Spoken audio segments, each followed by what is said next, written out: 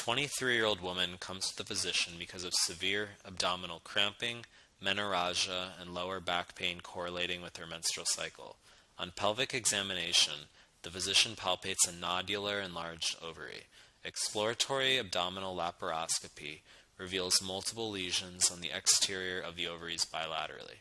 Which of the following is an adverse effect of a drug used to treat this patient's condition? So the diagnosis is endometriosis, and a drug that can be used to treat the patient's condition is danazol, which is synthetic androgen. Danazol, which is synthetic androgen, can exert negative feedback at the hypothalamus and anterior pituitary to decrease stimulation of the menstrual cycle, which will decrease recurrence of endometriosis symptoms. Know that for treatment of endometriosis, the oral contraceptive pill is commonly used, as well as laparoscopy can also remove the lesions, which are most commonly on the ovaries. But that danazol can cause pseudotumor cerebri. So pseudotumor cerebri is increased intracranial pressure, usually with some sort of additional symptoms such as blurred vision. Sometimes this will be described in a question as papilledema on fundoscopic examination, which the papilledema will be reflective of the increased intracranial pressure. So danazol can cause pseudotumor cerebri. A 63-year-old man with a history of a myocardial infarction, chronic stable angina, hypertension, and diabetes presents to his physician with a complaint of erectile dysfunction. He asks about the use of a medication he saw on a TV commercial. He is currently taking metoprolol, nitroglycerin, lisinopril, and metformin. His physician informs him that it is unsafe for him to take medication for erectile dysfunction. What is the mechanism of the erectile dysfunction medication that is contraindicated in this case?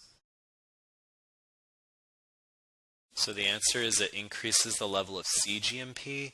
So the medication is probably Viagra, which is sildenafil. It's a phosphodiesterase inhibitor. So it prevents the breakdown of cGMP. And similarly, nitrates increase cGMP production. So ultimately, cGMP will lead to increased activation of protein kinase G, which will lead to changes in phosphorylation of myosin light chain kinase, which will relax vascular, smooth muscle, and allow for increased blood flow. So that's why we get increased blood flow for an erection, as well as dilation of the venous vasculature to decrease preload on the heart. So if we have two medications that are overall leading to a net increase in the amount of cGMP, we can get severe hypotension if a patient is on these medications. So Viagra, sildenafil, phosphodiesterase inhibitor is contraindicated in a patient who's on nitrates. A 23-year-old athletically built woman comes to the physician complaining of multiple red, ring-like lesions on her body. A careful history and physical reveals the woman has tinea corporis acquired while working on a poorly cleaned yoga mat at a local gym. The physician prescribes a medicine to clear her erythematous lesions. After 15 days of treatment, she returns to her physician's office.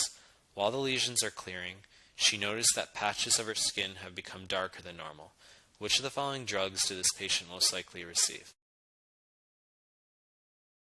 The answer is ketoconazole. Okay, so first, she has tinea corporis. It's a fungal infection. And all of these answers here are technically used to treat fungi. Amphotericin B can be immediately eliminated regardless of the vignette because that's used for severe disseminated or CNS infections. But in this case, what's interesting is that patches of her skin have become darker than normal. Now, if you kind of think in a stretch, it's in primary hypoadrenalism, known as Addison's disease. Now, this patient doesn't have Addison's disease, okay? But in Addison's disease, decreased production of cortisol from the zona fasciculata of the adrenal cortex will lead to increased ACTH production by the anterior pituitary. Now, ACTH production ACTH has the same precursor as melanocyte-stimulating hormone. That precursor is known as POMC, or pro-opiomelanocortin. Now, ketoconazole is known as an anti-androgenic antifungal in that it will inhibit desmolase in the adrenal cortex. Now, the inhibition of desmolase is ultimately going to prevent the production of androgens in the adrenal cortex, in the zona reticularis. So, the decreased androgenic effect secondary to ketoconazole will lead to a darkening of the skin due to increased MSH production in the anterior pituitary. So that's how we can diagnose ketoconazole, apart from the fact that this is used to treat tinea corporis.